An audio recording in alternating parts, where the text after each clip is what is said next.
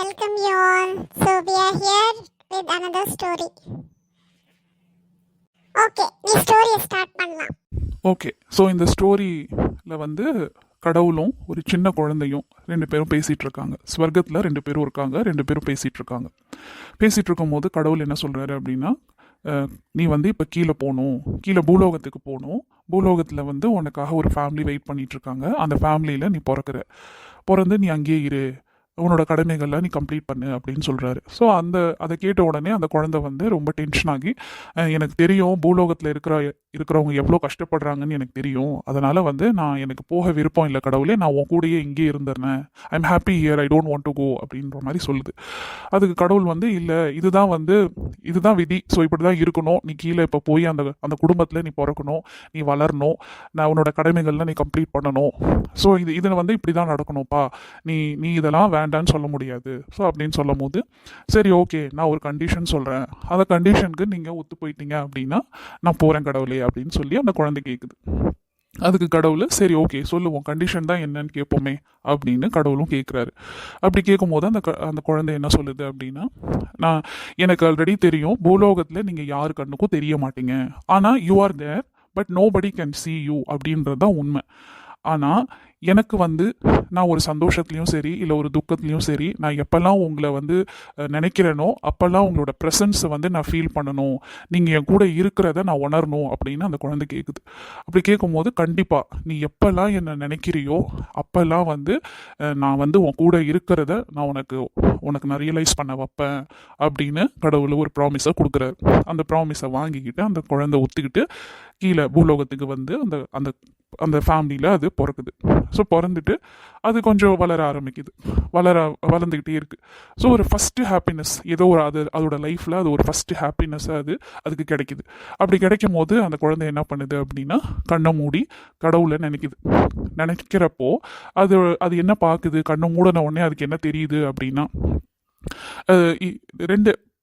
Two pair of footprints, like ஒரு set of வந்து அதோட ஃபுட் பிரிண்ட்ஸும் அந்த குழந்தையோட ஃபுட் பிரிண்ட்ஸும் கூடயே வந்து கடவுளோட ஃபுட் பிரிண்ட்ஸும் தெரியுது. So two pair of footprints வந்து அதுக்கு தெரியுது அந்த கண்ணை மூடும் போது. So he is realising that there is a presence of God with him அப்படின்ற மாதிரி அது நினச்சிக்குது அந்த குழந்தை. ஸோ கடவுள் வந்து அவரோட ப்ராமிஸில் அவர் உறுதியாக இருக்கிறாரு அப்படின்றத அது அங்கே ரியலைஸ் பண்ணிட்டு இருக்கு. ஸோ நெக்ஸ்ட் வந்து ஏதோ ஒரு கஷ்டம் அதுக்கு வருது. அப்படி கஷ்டம் வரும்போது அது என்ன பண்ணுது அப்படின்னா, திரும்பவும் கண்ணை மூடிக்கிட்டு கடவுளே, இங்கே பாரு, நான் இந்த மாதிரி ஒரு கஷ்டத்தை ஃபேஸ் பண்ணிக்கிட்டு இருக்கேன், நீ எங்கே இருக்க, நீ எனக்கு ப்ராமிஸ் பண்ணல, அதே மாதிரி நீ வா அப்படின்னு கூப்பிடுது. அப்படி கூப்பிடும் போது அதுக்கு என்ன தெரியுது அப்படின்னா, ஒரே ஒரு ஃபுட் பிரிண்ட் மட்டும்தான் தெரியுது, அ பேர் ஆஃப் ஃபுட் பிரிண்ட். அப்படி இருக்கும் போது அதுக்கு ரொம்ப வருத்தமாக இருக்குது. என்னடா, நம்ம சந்தோஷமாக இருக்கும் போது நம்ம கண்ணை மூடி கடவுளை நினைக்கும் போது I saw two pair of footprints, ஒன்று என்னோடது, இன்னொன்று கடவுளோடது, but now I'm seeing only one pair of footprints. அப்படின்றது ரொம்ப கவலைப்பட்டுட்டு கடவுள் வந்து அவரோட ப்ராமிஸை கீப் அப் பண்ணலை அப்படின்னு சொல்லி அது வருத்தப்பட்டு இருக்கு. திரும்ப ஏதோ ஒரு சந்தோஷம் வருது, அதே மாதிரி கண்ணை மூடுது, கடவுளுக்கு நன்றி சொல்லுது. நன்றி சொல்லும் போது பார்த்தீங்கன்னா ரெண்டு ஃபுட் பிரிண்ட்ஸ் தெரியுது. So again he is happy. திரும்பவும் ஏதோ பெரிய ஆளாகி அவன் ஏதோ ஒரு பிஸ்னஸ் பண்ணுறான், அதில் ஏதோ ஒரு லாஸ் ஆயிடுச்சு, ரொம்ப அப்செட்டாக இருக்கான், லைஃப்பில் டிப்ரெஷனில் போகிறான். So again he is just closing his eyes and remembering God. அப்படி நினைக்கும் போது திரும்பவும் அதே பேர் ஆஃப் ஃப்ரெண்ட்ஸ் தான். திரும்பி again he is getting depressed. ரொம்ப வருத்தமாக இருக்குது, கடவுள் வந்து அவரோட ப்ராமிஸை கீப் அப் பண்ணலை, அவர் சொன்னதை மாதிரி அவர் நடந்துக்கல அப்படின்றது அவன் ரொம்ப வருத்தத்தோடு அப்படியே இருக்கான். அப்படி இருக்கும்போது அட்லாஸ்ட் த டைம் கேம். அவ்வளோதான், அவனோட அந்த டெத்து டைம் வந்துருச்சு, அவன் சாக போகிறான். ஸோ அப்படி இருக்கும்போது அவன் கடவுளை நினச்சி, நீங்கள் சொன்ன மாதிரியே நான் அந்த பூலோகத்துக்கு வந்து என்னோட எல்லா கடமைகளையும் என்னென்னலாம் இருந்துச்சோ நான் அதை எல்லாத்தையும் முடிச்சிட்டேன். Now it's coming, now the time came, so I'm coming back to you அப்படின்ற மாதிரி கடவுள்கிட்ட அந்த மனசளவில் அவன் பேசிகிட்டு இருக்கான்.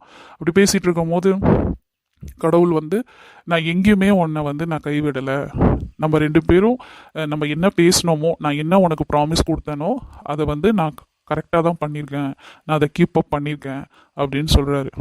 எப்படின்னா, ஒரு வாட்டியும் நீ சந்தோஷமாக இருக்கும் போது நான் உன் கூடயே இருந்தேன், உன் கையை பிடிச்சி நான் நடந்துட்டு இருந்தேன்.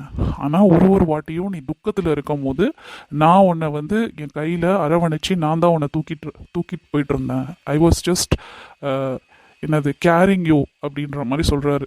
ஸோ கடவுள் வந்து அங்கே ஒரு அந்த அந்த பேர்டனை அவர் தான் கேரி பண்ணியிருக்காரு. ஸோ அதை சொன்ன உடனே அந்த அந்த பையனோட என்ன கண்ணு கலங்கிருச்சு. ஸோ என்னன்னா, so moral of the story உங்களுக்கு புரிஞ்சிருக்கும்னு நினைக்கிறேன். எஸ், தெரிஞ்சிருச்சு.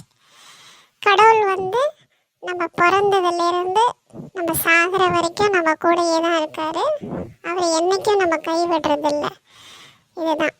So just keep your faith in God and face whatever the life gives you.